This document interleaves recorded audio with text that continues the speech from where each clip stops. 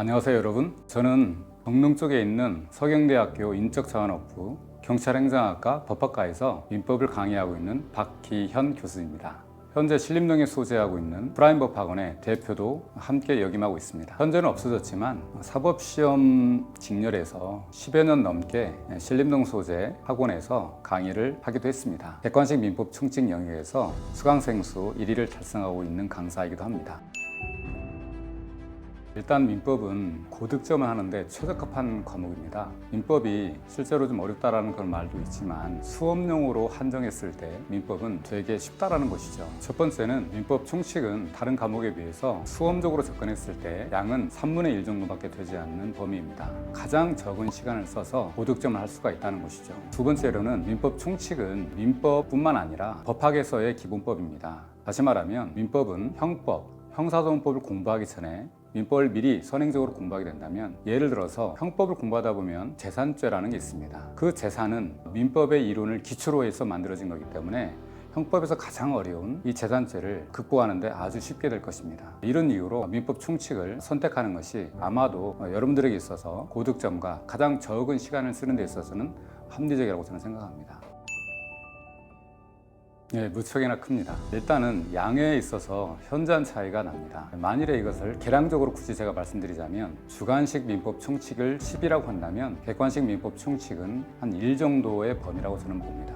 주관식은 민법을 디테일하게 들어간다면 법조문, 판례, 이론이 있는데 이 모든 것을 정확하게 답안지에 쓸 수 있을 만큼 암기해야 된다는 것이죠. 그런데 객관식에서의 민법 총칙은 주관식보다도 페이지 수로도 적지만 더 나아가서 암기 양이 절대적으로 적습니다. 주관식과 객관식의 결정적인 차이는 투입하는 시간이 10분의 1만큼 적어진다는 것이죠. 물론 이거는 민법에 있어서만 적용되는 건 아닙니다. 결국 주관식과 객관식의 차이는, 주관식은 암기해서 써야 된다는 것이고 객관식은 단지 이해하고 시험장에서 맞출 수만 있으면 되는 것이거든요.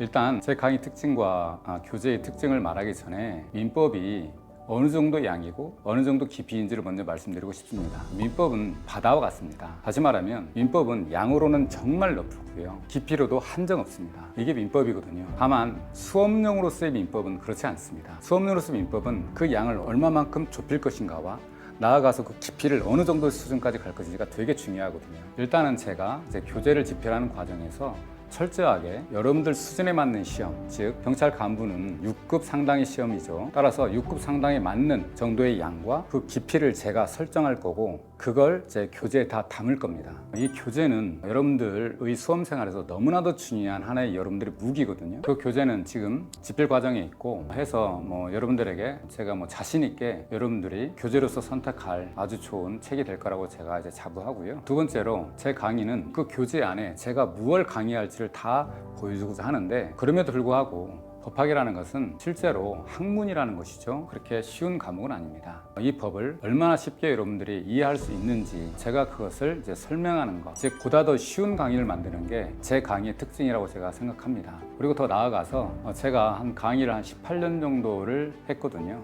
따라서 18년 동안 출제자 입장에서 어떤 쟁점을 어떻게 내는지를 제가 잘 알고 있습니다. 정확하게 여러분들한테 지적하고 그 부분을 어떻게 대처할 건지, 따라서 어떤 문구를 암기해야만 그 지문을 맞출 수 있는지를 제가 강의하게 될 것입니다. 저도 20년 전에 어떤 시험을 준비한 적이 있고 실패한 적이 있습니다. 따라서 현재 수험 생활하는 여러분들의 마음을 제가 직접 겪어본 적이 있고요, 그 마음을 10분이 이해하고 있습니다. 제가 과거에 겪을 때 그 느낌은 끝이 보이지 않는 아주 긴 터널을 저 혼자 걸어가는 느낌이었습니다. 제가 그때 당시에 생각했던 거는, 끝만 보인다면, 끝에 저 먼 터널 끝에 빛이 보인다면 아주 힘있게 걸어갈 텐데, 그 빛이 보이지 않았을 때 얼마나 힘든지, 그래서 누군가가 저랑 함께 해줄 수 있다면 얼마나 힘있게 이 공부를 할 수 있는지, 그런 생각을 한 적이 있거든요. 제가 여러분들의 처음과 끝을 함께 걸어가자 합니다. 그런 부분에서 여러분들은 저를 믿고 함께 수험 생활을 하시면 될 거라고 봅니다.